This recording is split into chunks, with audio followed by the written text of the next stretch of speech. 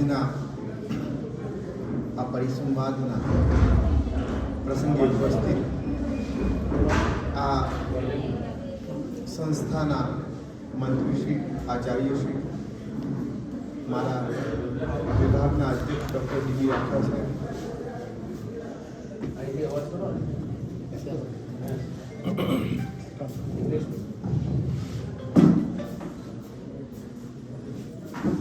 Seminar માટે ઉપસ્થિત અન્ય અધ્યાપકો, વિદ્યાર્થી ભાઈઓ અને બહેનો, આજના વ્યાખ્યાનનો જે મારો વિષય છે તે ઉરુભંગ કે પાંડુ પુત્રોના ગૌરવનો ભંગ, એ વિષય ઉપર મારે તમને વાત કરવાની છે. પણ એ પહેલા મને ખુશી છે કે જે વિદ્યા સંકુલમાં હું ઊભો છું એ સંકુલમાં રાજમહેલ પાડી અને વિદ્યા સંકુલ બનાવવામાં આવ્યું છે, એનું વિશેષ ગૌરવ છે.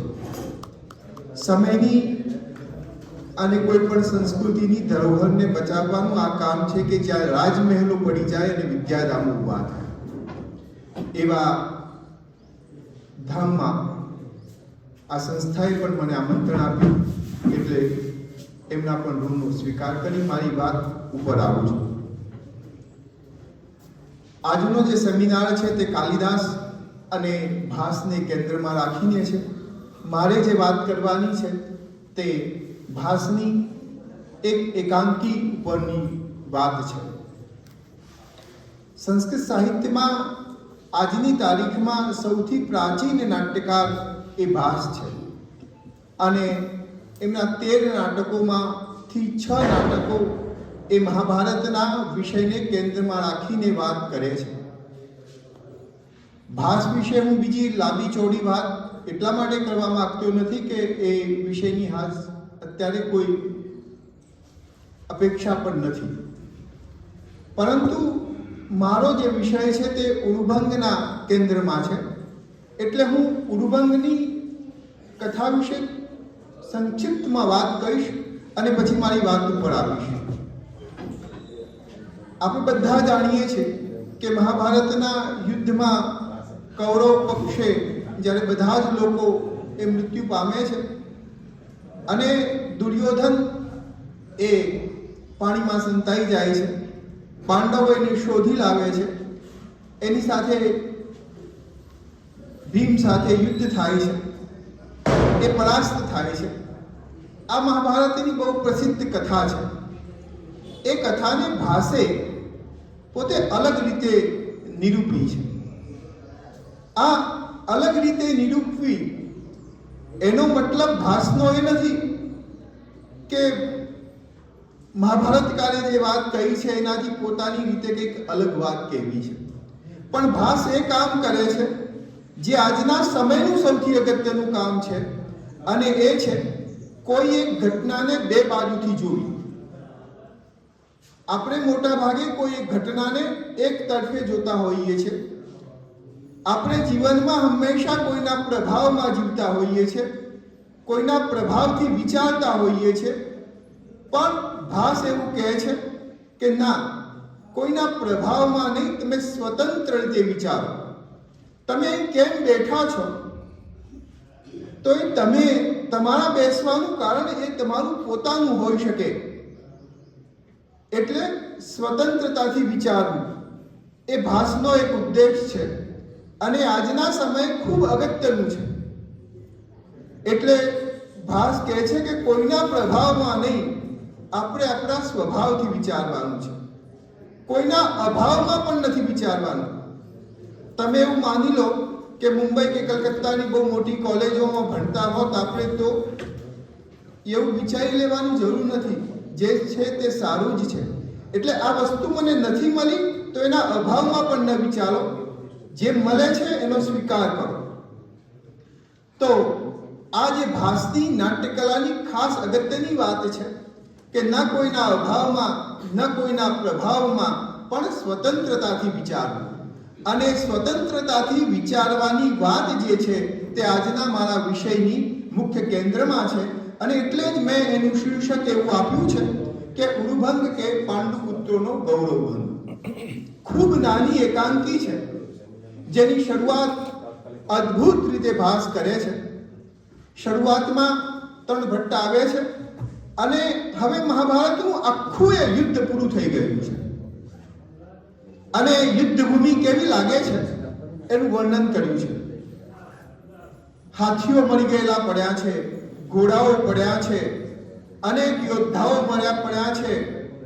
આખી રણભૂમિ સમસામ છે, લોહીના ખાબોચિયા ભરાઈ ગયા છે.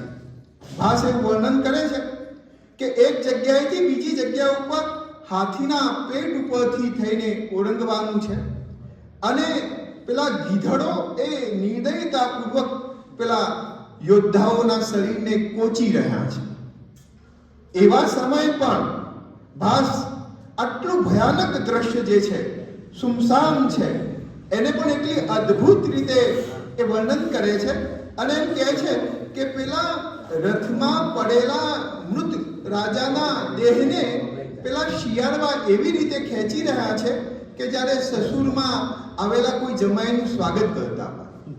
આટલી અદ્ભુત આવો પ્રસંગ કે જ્યાં બિલકુલ કરુણતા છે, એવા સમયે પણ ભાસ જે બેલેન્સ રાખીને વિચારે છે. એટલે મેં કહ્યું કે આપણે એક દિશામાં નહીં, એ યુદ્ધભૂમિ ઉપરનું જે દ્રશ્ય લાગતું હતું એ માત્ર કરુણામય હતું, પણ ભાસે બીજી દિશાથી પણ વિચારવાનું કહ્યું અને ભાસે એવું કહ્યું કે આ તો યુદ્ધભૂમિ જે છે, રણભૂમિ છે, એ તો કલ્યાણનો માર્ગ છે. અહીં જે યુદ્ધ થયું છે તે કોઈને કોઈ હેતુ માટે થયું છે અને યુદ્ધ પણ એ કલ્યાણનું છે. એવી વાત કરીને યુદ્ધની આટલી ભયાનકતા વચ્ચે પણ એમાંથી સારું શું મળી શકે એના વિશેનો વિચાર કરે છે. અને પછી મુખ્ય દ્રશ્ય જ્યાં શરૂ થાય છે ત્યાં જે છે તે દુર્યોધન આવે છે. પણ દુર્યોધન એ મંચ ઉપર જ્યારે આવે છે ત્યારે આપણે જે ટીવી સિરિયલમાં જેવો દુર્યોધનને જોયો છે, B.R. ચોપડાએ, અથવા તો આપણને વાર્તા કથાઓમાં જે દુર્યોધનનું પાત્ર દેખાય છે, અભિમાની અને હંમેશા પાંડવોને કોચનારો, પાંડવોને ગાળો ભાડનારો, અવિનયી, અવિવેકી, આવો દુર્યોધન નથી. આખી દુર્યોધનની કાયાકલ્પ થઈ જાય છે. અને જે દુર્યોધન આવે છે, ભાસે અદ્ભુત રીતે દુર્યોધનને મંચ ઉપર લઈ આવ્યા છે. એ મંચ પર કેવી રીતે આવે છે? તો આમ ઘસડાતો આવે છે. એની સાથળો ભાગી ગઈ છે. આવો દુર્યોધન મંચ ઉપર આવે છે, જે દુર્યોધનની આપણે કલ્પના જ ન કરી શકીએ. દુર્યોધન એટલે આપણા મનમાં એક અભિમાની અને પોતાના જ પિતરાઈ ભાઈઓ પ્રત્યે વેર રાખનારો એવો દુર્યોધન, જેને આપણે મહાભારત કાળે નિરૂપ્યો છે અને મહાભારત ઉપરની અનેક બીજી કથા વાર્તાઓમાં, લોક સાહિત્યમાં પણ દુર્યોધનને આપણે એવો ચિતર્યો છે કે આ તો સાવ નકામો માણસ છે. આવો દુર્યોધન જ્યારે ભાસ લઈને મંચ ઉપર આવે છે ત્યારે એ ઘસડાતો આવે છે અને એટલે જ પ્રેક્ષકોને ખબર પડી જાય કે આ તો કેવો દુર્યોધન છે. અને પછી એને સંવાદ શરૂ થાય છે બલરામની સાથે. બલરામ જે છે તે ના પાડે છે કે ભાઈ આ દશા તારી જે કરી છે એ બહુ યોગ્ય નથી, તને ખોટી તે માર્યો છે. અને ભીમે જે ગદાનો પ્રહાર કર્યો છે એ ખરેખર યુદ્ધના નિયમોથી વિપરીત કર્યો છે. આવી બધી ચર્ચાઓ, સંવાદો ચાલે છે. પણ દુર્યોધન જે છે એ વાતમાં સહમત થતો નથી અને દુર્યોધન આખી અલગ જ વાત કરે છે કે હવે બધું આ રહેવા દો. આવી વાતો ના અંતે એકાંકી પૂરી થાય છે અને એકાંકીમાં એ વાત આવે છે કે દુર્યોધન બધાને માફ કરી દે છે. આવું કથાનક એ ઉરુભંગનું છે. એટલે મેં કહ્યું કે હવે આખી ઘટના જે છે એને આપણે અલગથી વિચારવી પડશે. આપણે જે મહાભારત કાળમાં દુર્યોધનને જોયો છે એ મહાભારત કાળનો દુર્યોધન આવો નથી. જેવો એ યુદ્ધમાં પ્રવેશ કરે છે અને યુદ્ધ હવે અંતિમ તબક્કામાં આવી ગયું છે. મહાભારત કાળે જેવું દુર્યોધનનું વર્ણન કર્યું છે કે પાણીમાં સંતાઈ જાય છે કે એવું નથી, પણ એ સીધે ભીમને લલકારે છે કે આપણે યુદ્ધ માટે કરવું છે. બંને જણા ગદા યુદ્ધ કર્યું અને સમાચાર મળે છે બળદેવને કે દુર્યોધનની સાથે ભાગી નાખવામાં આવી છે. હવે ત્યાં એક સરસ મજાનું વાક્ય ભાસ મૂકે છે અને કહે છે કે કુલ વિનય સમૃદ્ધા પાતિતા પતિત્વા. આ પાંડવોએ કેવું કર્યું છે? તો કુલ, એનો વિનય, એની સમૃદ્ધિ બધુંએ ભાગી નાખ્યું છે. મારું જે શીર્ષક છે કે ઉરુભંગ કે પાંડુ પુત્રોનો ગૌરવનો ભંગ. ખરેખર દુર્યોધનની સાથે ભાગી છે કે પાંડવોએ એમની ગરિમાને ભૂખા કાઢી નાખ્યા છે?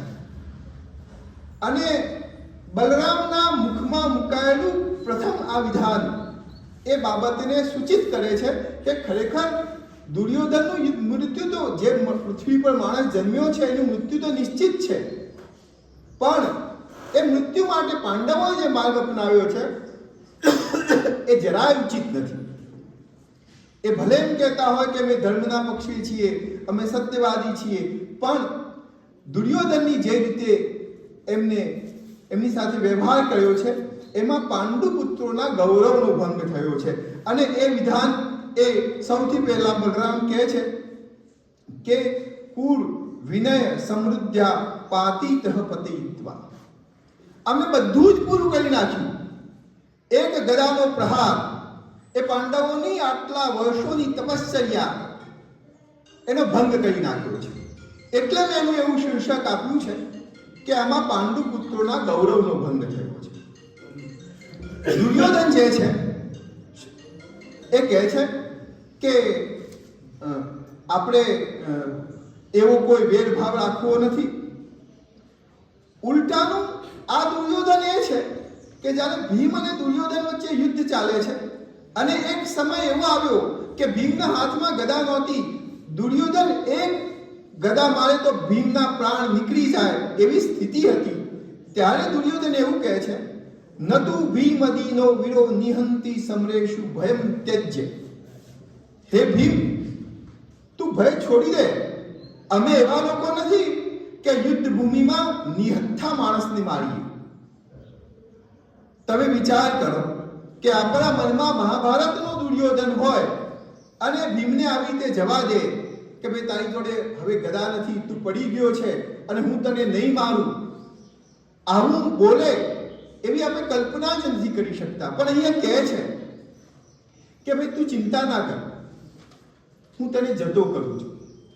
હવે તમે જોજો, દુર્યોધન જેને જતો કરે છે એ જ ભીમ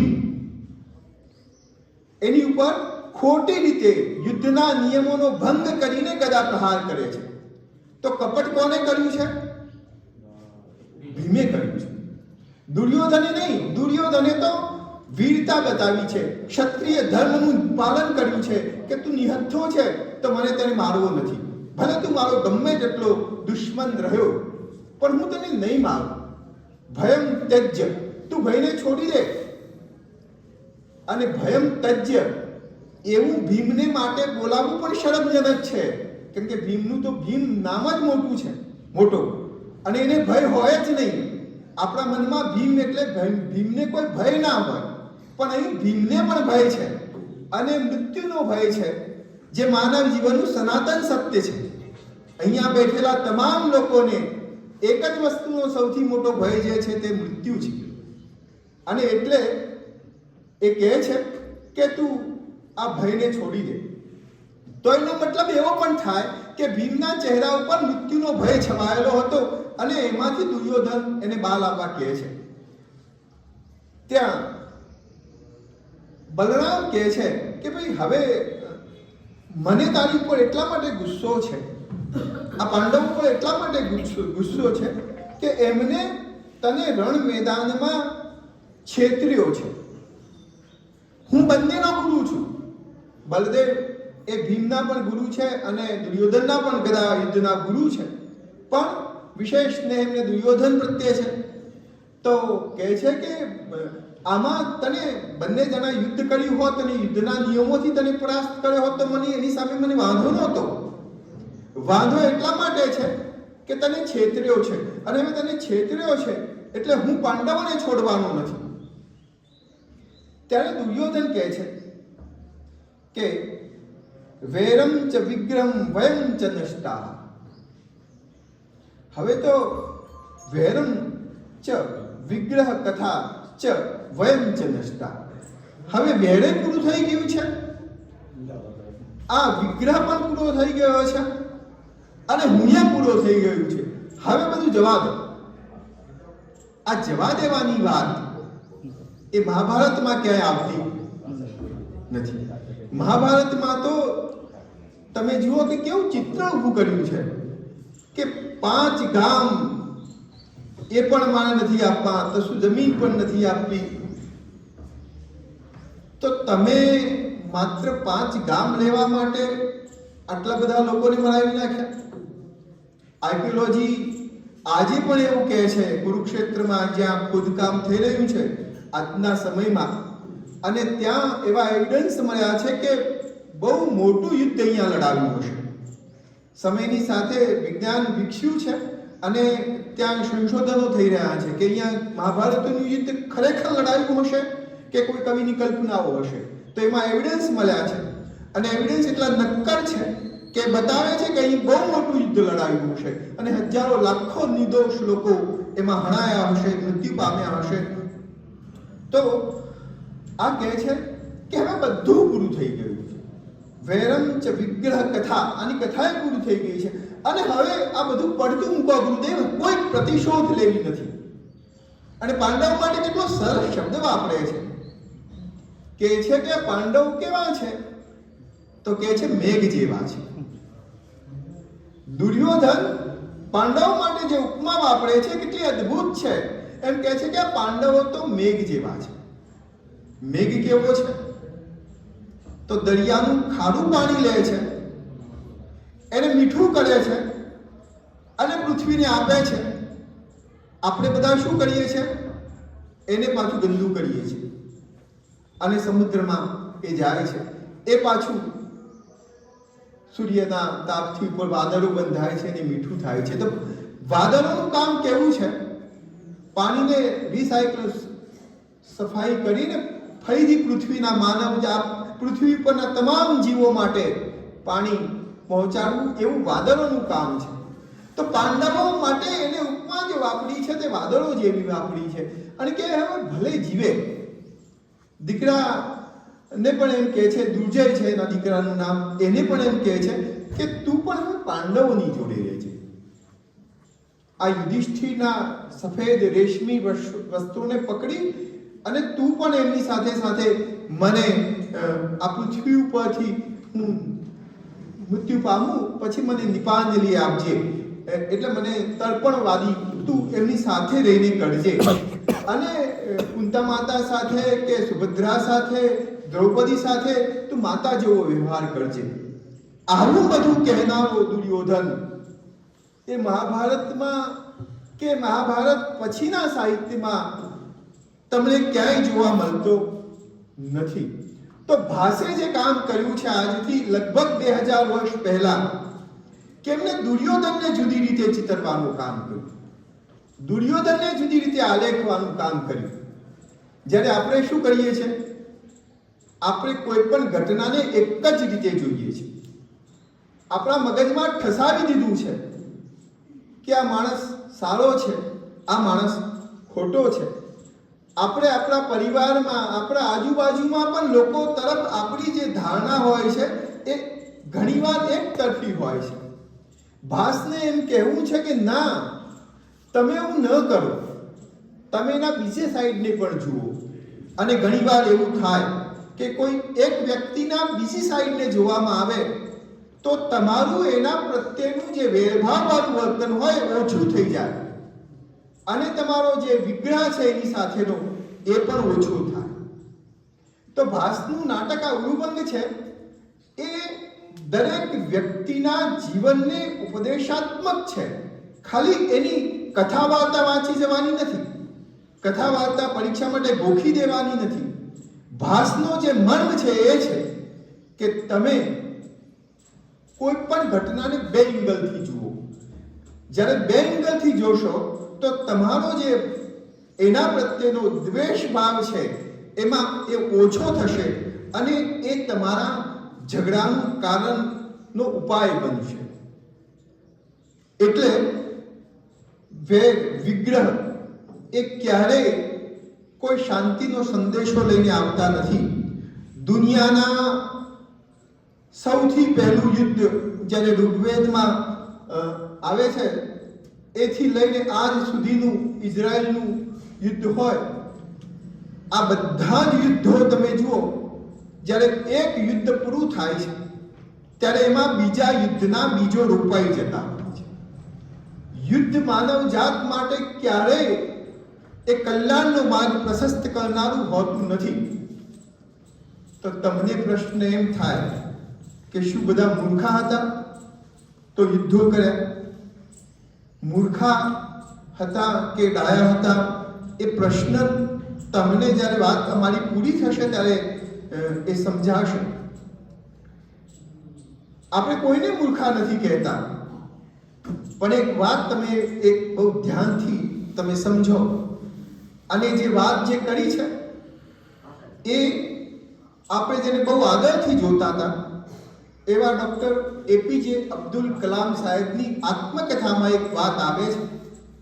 એમને પૂછવામાં આવે છે કે તમે જે પક્ષપાત્ર બનાવો છો, અગ્નિ આદિ વગેરે જે બનાવ્યા છે એ યુદ્ધ માટે છે. ત્યારે એમને પણ એમ કહ્યું કે ના, યુદ્ધ માટે નહીં. તો પછી કે આટલો કરોડોનો ખર્ચો શાના માટે થાય છે? ત્યારે એમને કહ્યું કે શાંતિની સ્થાપના એ યુદ્ધોથી થતી નથી. જે માણસ પરમાણુ શસ્ત્રો બનાવે છે એ માણસ પણ એ વાત સાથે સહમત છે કે આ પરમાણુ શસ્ત્રો શાંતિ માટે નથી. સોરી, યુદ્ધોથી શાંતિ સ્થપાતી નથી, પણ પરમાણુ શસ્ત્રોનું નિર્માણ શાંતિ સ્થાપશે.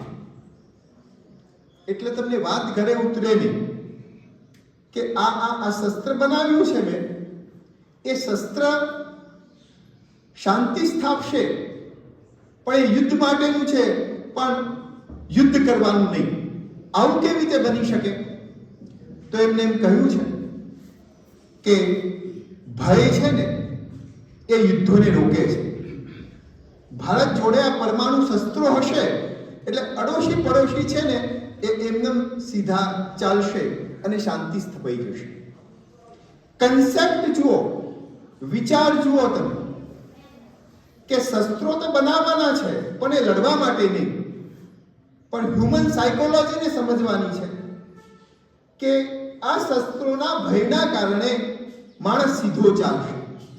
અને આ મનોવૈજ્ઞાનિક સત્ય છે કે આપણને રામાયણમાં પણ કહ્યું છે, ભય બિન પ્રીત ન હો ગોસાઈ. આપણે સીધા એટલે ચાલીએ છીએ કે આપણને ભય છે. સિંગાપુરના એરપોર્ટ ઉપર ઉતરી અને થૂંકતા આપણને વિચાર કરવાનું મન થાય છે, કારણ કે ત્યાં દંડ થવાનો છે અને અહીંયા કોઈ એવો દંડ નથી. એટલે ભય બિન પ્રીત ન હો ગોસાઈ. ભાસનું પણ આ કહેવું છે, કલામ સાહેબનું પણ આ કહેવું છે અને સનાતન સત્ય પણ આ છે. ગાંધીની વાત પણ આ જ છે કે યુદ્ધો એ ક્યારેય કોઈ શાંતિ માટેનો સંદેશ લઈને આવતા નથી. કોઈ એમ કે આ યુદ્ધ હું આની સાથે લડી લઈશ પછી શાંતિ થશે, ના દુનિયાના ઇતિહાસમાં કદી બન્યું છે કે ના કદી બનશે. યુદ્ધો ક્યારેય શાંતિનો સંદેશો લઈને આવતા નથી. શસ્ત્રોનું અર્જન એટલા માટે કરવામાં આવતું હતું કે એનાથી માણસ પર ભય પેદા થાય અને ભયથી સીધો ચાલે, અને ભયથી સીધો ચાલે તો યુદ્ધો ટળી જાય. ભાસની આખી વાત જે છે તે આ રીતે ગોઠવાઈ છે અને એટલે એ કહે છે એની વાત જે છે તે આજે પણ આપણને એટલા માટે ઉપયોગી છે. નાટકોને આપણે જુદા એંગલથી ભણતા નથી અને આઉટ ઓફ બોક્સ જઈને આપણે વિચારતા નથી, એટલે આપણને આપણા સાહિત્ય સર્જનો ઉપદેશાત્મક લાગતા નથી કે આપણા સાહિત્યનામાંથી આપણને કોઈ મેસેજ મળતો હોય એવું આપણે અનુભવતા નથી, કારણ કે આપણે એક જ દિશામાં વિચારનારા માણસો થઈ ગયા છીએ. અને વર્ગખંડો પણ એ પરંપરા, સંવાદની પરંપરાને શૂન્યતા ઉપર લઈ ગયા છે. આપણે ત્યાં ડિબેટ થતી નથી. અધ્યાપક તરીકે હું જે કહું એને વિદ્યાર્થીઓ બ્રહ્મ વાક્ય થઈ અને એને માની લે છે, અને એટલે નવો વિચાર આવતો નથી.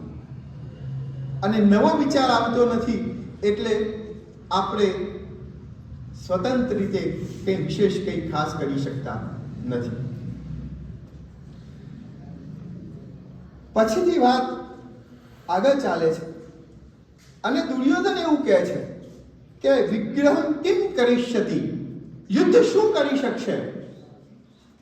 આ કરી શકશે જે મેદાનમાં થયું છે એ. કોણ કોના માટે લડવા આવ્યું હતું એ ખબર નહોતી. બધા જ મહારથીઓ હતા. 18 અક્ષહીની સેના એ કૌરવ પક્ષે હતી, પાંડવ પક્ષે પણ, અને લાખો લોકો એ મરી ગયા છે. કેટલાકને તો એ ખબર પણ નથી કે આ યુદ્ધમાં શાને માટે અમે હોમાઈએ છે, પણ એ હોમાઈ ગયા છે. તો કહે છે કે આ શાને માટે છે? આ વિગ્રહ શું કરશે? આવો પ્રશ્ન દુર્યોધનને જ્યારે હવે થયો છે, એની જગ્યાએ જો પહેલા થયો હોત તો કેટલું મોટું પરિવર્તન આવ્યું હોત. અને તમે સમજો કે એક યુદ્ધ એ કોઈ એક વ્યક્તિના મૃત્યુ કે બે વ્યક્તિના મૃત્યુ સાથે નથી જોડાતું. એની સાથે એ વિસ્તારની સંસ્કૃતિ, કલ્ચર, આવનારી જનરેશન, એ બાળકો જે યાતનાઓ ભોગવે, એ મહિલાઓ જે એનો ભોગ બને અને યાતનાઓ ભોગવે, તો એક યુદ્ધ કેટલા બધા એંગલથી ખુમારી કરે છે. હવે એને સમજાય છે જે વાત સમ્રાટ અશોકને પણ કલિંગના યુદ્ધમાં યુદ્ધની ભયાનકતા પછી સમજાય છે કે આ માટે હું યુદ્ધ કરી રહ્યો હતો. તો પાંડવો બધું છોડવા તૈયાર હતા, 5 ગામ સુધી આવી ગયા હતા, પણ 5 ગામ ન છોડી શક્યા. તો કહે છે બલરામ પણ બહુ ગુસ્સે છે. બલરામને તો એક જ વાત છે, પ્રત્યક્ષમ વંચિતો, મારી નજર સામે છેતરાયો છું. મને ગુસ્સો એ વાતનો છે કે નજર સમક્ષ છેતરાયો છે, પણ દુર્યોધનને એમ છે કે હવે નજર સમક્ષ કે પાછળ હવે બધું પૂરું થયું, હવે બધાને શાંતિથી રહેવા દો. ત્યાં દુર્યોધન એવું કહે છે કે તમે એવું માનો છો કે હું છેતરાયો છું, પણ હું નથી માનતો કે હું છેતરાયો છું. કેમ હું નથી છેતરાયો? તો આ પાંડવો જે છે એ કેટલા શક્તિશાળી માણસો હતા. એકલા ભીમે જે છે તે લાક્ષાગૃહમાંથી બધા પાંડવોની કુશળતાપૂર્વક બહાર કાઢ્યા છે. આ હિડિંબા જેવી મહારાક્ષસીને પણ ભીમે હણી છે, એને પરાસ્ત કરી છે, અને કેટલા પરાક્રમો છે. અને એ બધાય કરતા તમે એ તો જુઓ કે મારી ઉપર ગદાનો પ્રહાર ખોટી રીતે કરો એવું કોને કહેવું પડ્યું છે? હરિને. કૃષ્ણે ઈશારો કર્યો છે કે અહીંયા તું ગદા ઝીંક. તો મારા માટે મને પરાસ્ત કરવા માટે આમને જે માર્ગ અપનાવવો પડ્યો છે, ખુદ ભગવાન કૃષ્ણએ પણ નીતિને બાજુમાં મૂકવી પડી છે. અને એવું કરીને જો મને મૃત્યુ કે મને પરાસ્ત થયેલો સમજતા હોય તો હું મારી જાતને પરાસ્ત થયેલો સમજતો નથી. હું તો જીતાયેલો છું. જે પાંડવો આખી જિંદગી એમ કહેતા રહ્યા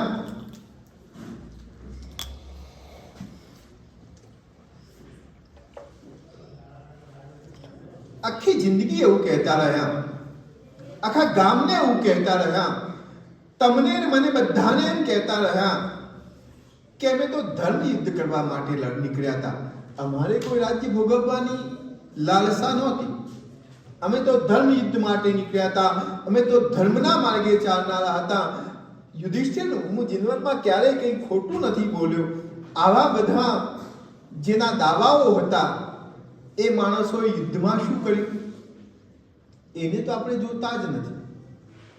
ભીષ્મને હણવા માટે શિખંડીને આગળ કરવો પડે, દ્રોણાચાર્યને હણવા માટે નળવા પિંજરો કરવો પડે, કર્ણને હણવા માટે ખુદ ઇન્દ્રએ આવી અને એના કવચ કુંડલ લેવા પડે. આ બધું તો યુદ્ધમાં જો આને જ નીતિ કહેવાતી હોત તો પછી તમે એ ધર્મયુદ્ધ કેમનું કહી શકો? તમે અંતિમ યુદ્ધ જીતવા માટે જે મહારથીઓને પરાસ્ત કરવા માટે જે માર્ગ અપનાવ્યો છે એ તો બિલકુલ ધર્મસંગત નથી. ધર્મસંગત નથી, ટેક નથી. એના કરતા તો આજકાલ સોશિયલ મીડિયામાં જેને ખૂબ બધી ગાળો બાળવામાં આવે છે અને જેના વિશે અપપ્રચાર કરવામાં આવે છે, મારે મન એના કરતા તો ગાંધી બાપુ એ અડગ મનવાળા હતા, જેમને કોઈ કોમ્પ્રોમાઇઝ નથી કર્યો.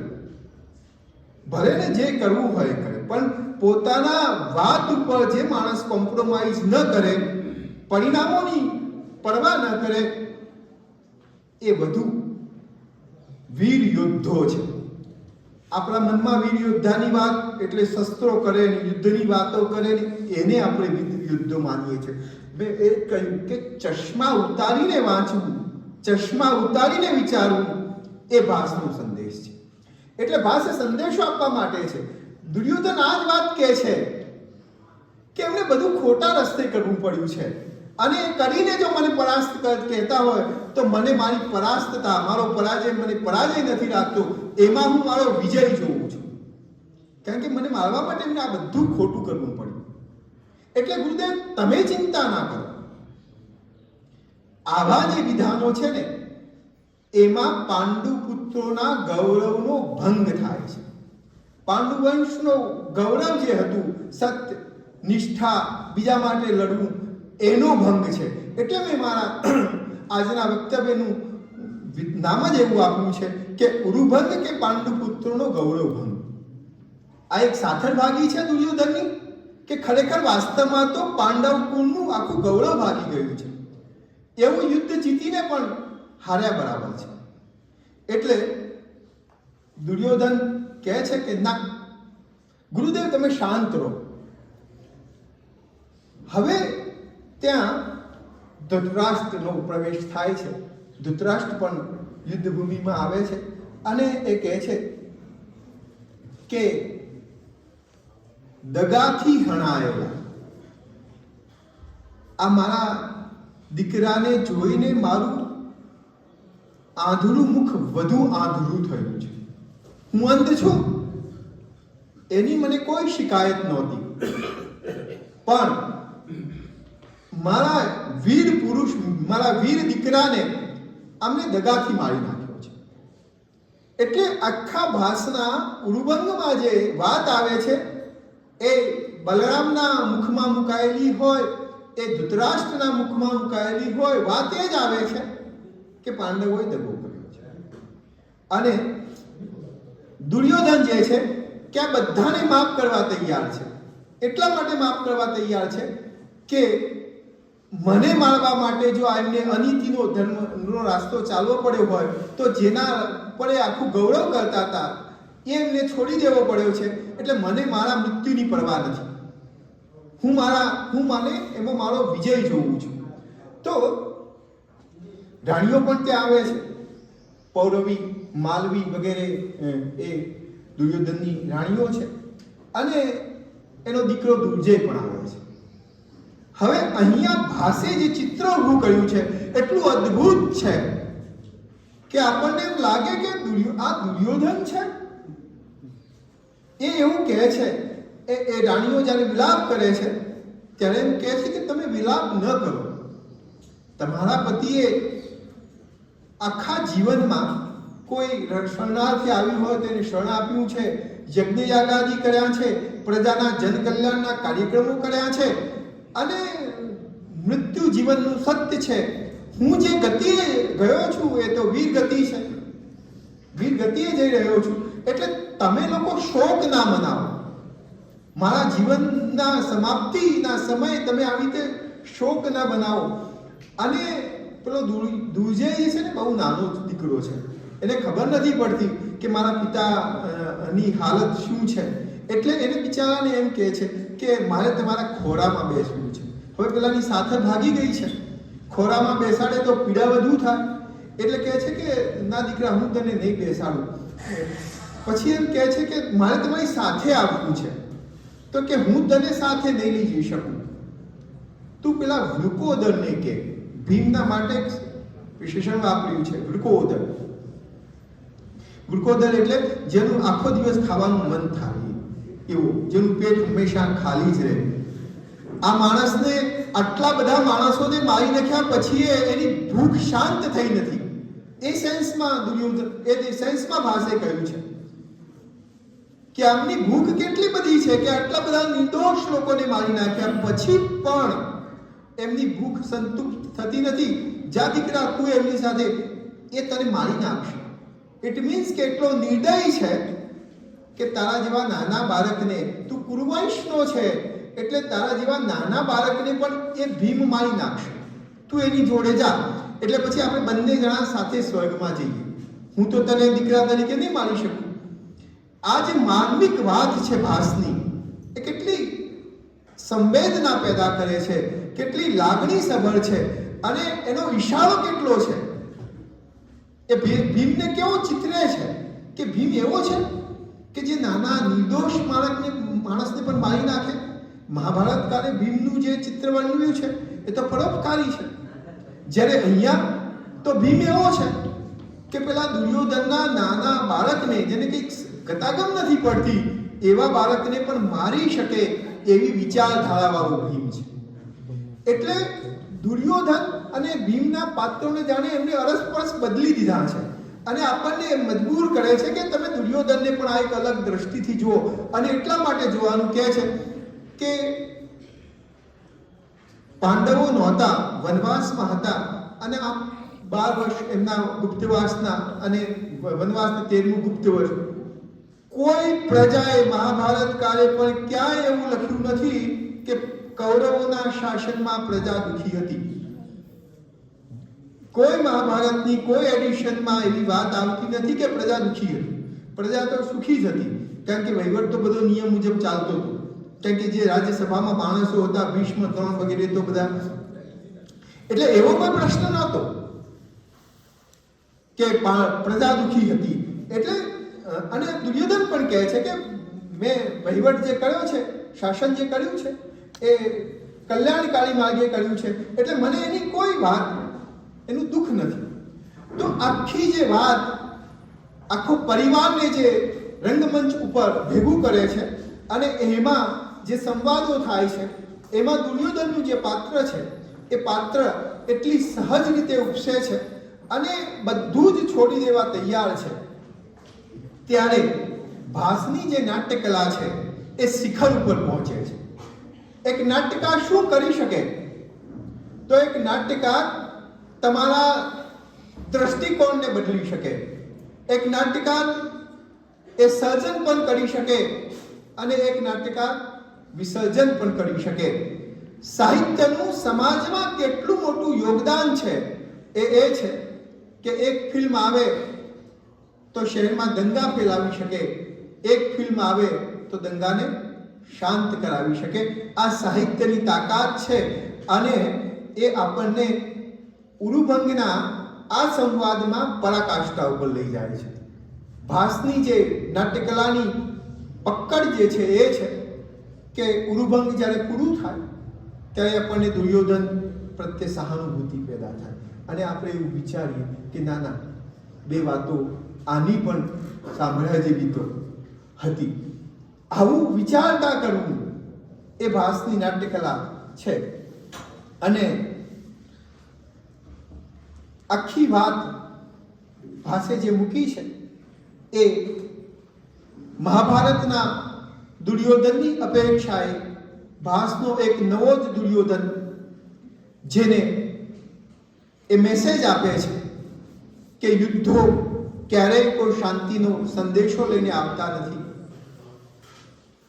પણ 21મી સદી એ જ્ઞાનની સદી છે. આપણને ભાસના નાટકમાંથી શું સંદેશો મળે છે? તો સમયની સાથે શક્તિનું પરિરૂપ પણ બદલાય. આજથી 200-500 વર્ષ પહેલા જે માણસો હટ્ટા કટ્ટા કે શક્તિશાળી હોય તો એ શક્તિશાળી કહેવાતા હતા, પણ 21મી સદીમાં ફિઝિકલ તાકાત કરતા તમારા બ્રેનની તાકાત મોટી છે. એટલે આપણે નોલેજ ઇઝ ધ પાવર એવું 21મી સદીનું સૂત્ર આવ્યું છે. અને એટલે તમે કોઈને જીતવા માટે યુદ્ધો કરવાની જરૂર નથી, જ્ઞાનને અર્જિત કરવાનું છે. તમે જો લોકો અહીંયા બેઠા છો એમને એવું હશે કે અમે પકડાઈ ગયા અને રૂમમાં અમને પૂરી દેવામાં આવ્યા, અમારી ઉપર અત્યાચાર કરવામાં આવ્યો, પણ તમે એને જુદા દ્રષ્ટિથી પણ વિચારો. તમને લોકોને આવું કરવું પડે એ આ કોલેજની નહીં, આખા ગુજરાતની આખા દેશની સ્થિતિ છે. પણ એ સ્થિતિનું નિર્માણ પણ કેમ થયું છે? તો એના મૂળનું કારણ અહીં છે કે આપણે એ પરંપરાથી દૂર ભાગીએ છીએ જ્યાં સત્ય, સાચી વાત નિષ્ઠાપૂર્વક કહેવામાં આવે અને આપણે લોકો બે બાજુનો વિચાર કરી શકીએ. આ બે બાજુનો વિચાર કરી શકીએ એવી વાતની પ્રતીતિ માટે તમારે લોકોએ આવા સેમિનાર, વર્કશોપ કરવા જોઈએ. તમે માની લો તમે અત્યારે બેઠા છો, અહીંયા ન બેઠા હોત અને ઘરે ગયા હોત તો તમે કંઈ બહુ મોટી ધાડ માડી દેવાના તો હતા નહીં. અહીંયા જે બેઠા છો તમે તમારી જાતને નસીબદાર સમજજો કે અહીંથી બોલાયા 2-4 શબ્દો પણ જ્યારે તમારા મસ્તિષ્કમાં ઉતરશે ત્યારે ભવિષ્યનું કોઈ વૃક્ષ થશે. મને પુનઃ બહુ ગૌરવ છે. મેં વાત મારી આરંભમાં કરી જ્યાં રાજમહેલો પડીને વિદ્યાધામ બને એનું મને વિશેષ ગૌરવ છે અને અહીં આવવાનું આકર્ષણ પણ એ રહ્યું. અને આવતાની સાથે ઇન્ટ્રોડક્શનમાં કહેવામાં આવ્યું કે અહીં રાજમહેલ પાડી દેવામાં આવ્યો છે ને, ત્યારે મને અંતરાત્માથી બહુ ખુશી થઈ કે હું એક એવી જગ્યામાં આવ્યો જ્યાં મારે જવું જોઈએ. મને અહીંયા બોલાવ્યો, વાત કરવાની તક આપી. મને કમને પણ તમે લોકોએ મારી વાત સાંભળી, એટલે સૌનો આભાર. જય હિન્દ.